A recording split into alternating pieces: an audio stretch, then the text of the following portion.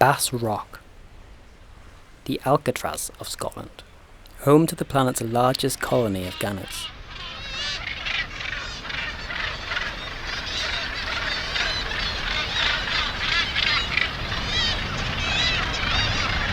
They are the North Atlantic's largest seabird, and congregate on the sheer cliffs, seemingly unfazed by the lethal landscape.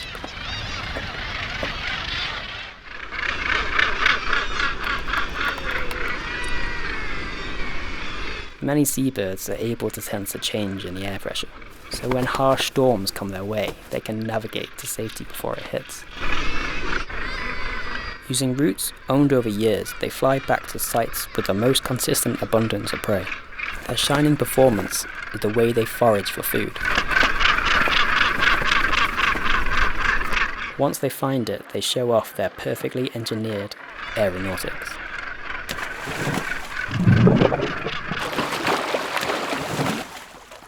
Diving from 25 meters at up to 100 miles per hour.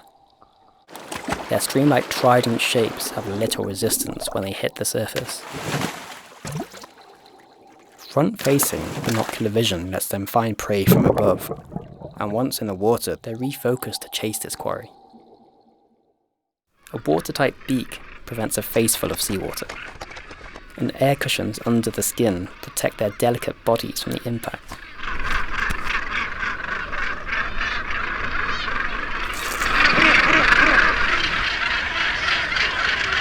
These huge birds don't land so gracefully, and this can cause a stir when they do.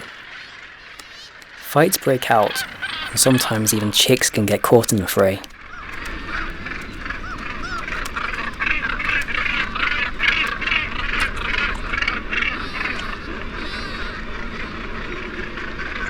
But a nice gift seems to help stop the squabble.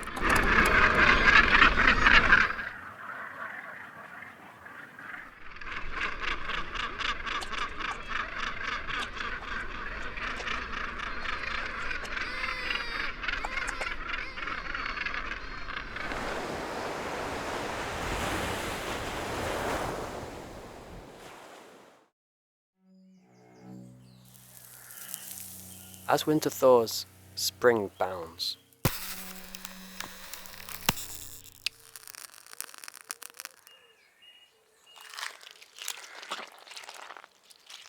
And as spring begins to bloom, the magic of it is made evident.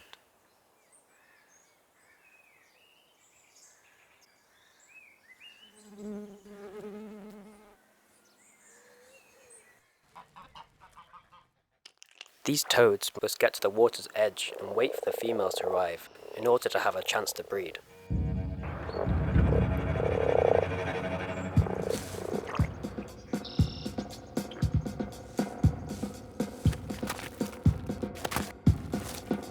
By being out in the open, however, they're at risk.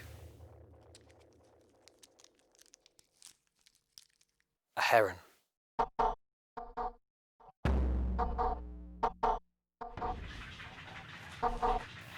With chicks to feed.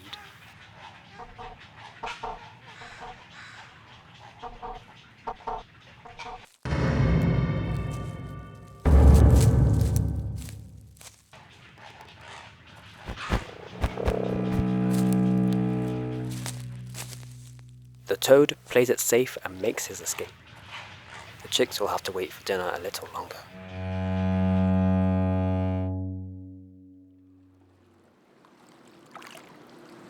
Coots build their nests on water.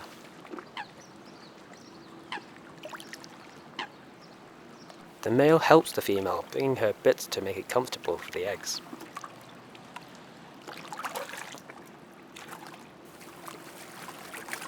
He must keep close guard of her, defending his feeding grounds. A challenge.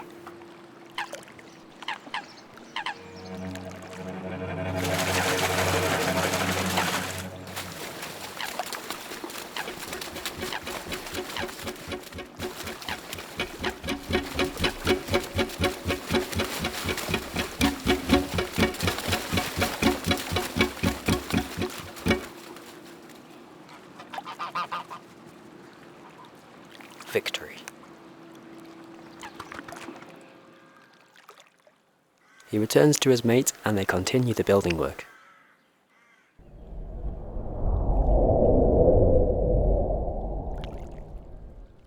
After about 23 days, the precocial chicks hatch. And after a few days, they'll start to follow their parents around the pond, being fed pondweed as a reward.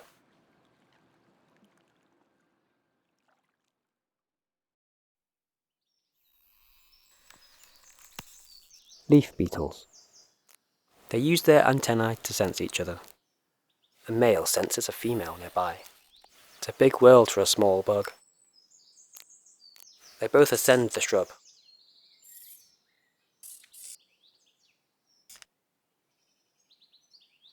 Once they find each other, they mate.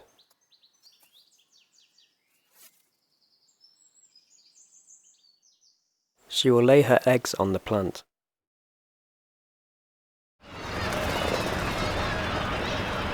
Ocean wanderers visit North Sea isles to breed and raise young on a stable ground. Puffins arrive in the spring, reuniting with lifelong mates. They begin preparation. Puffins build their nests inside burrows, out of the way of wind and water.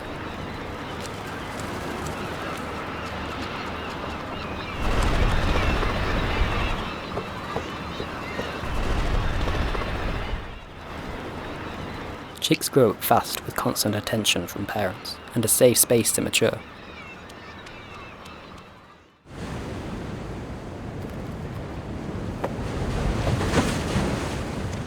Puffins have waterproof feathers, allowing them to stay warm and float on the surface. They spend most of their day preening them. Once they're ready to go fishing, they flap their wings and dive under.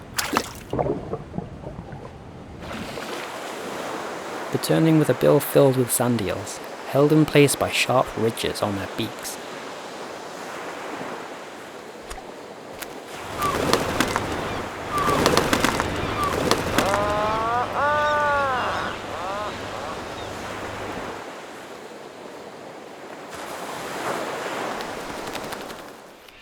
However, a new threat has begun to wreak havoc through puffin colonies.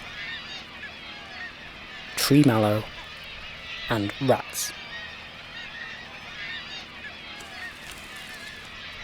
Introduced by man onto the islands, they can decimate a year's generation of pufflings.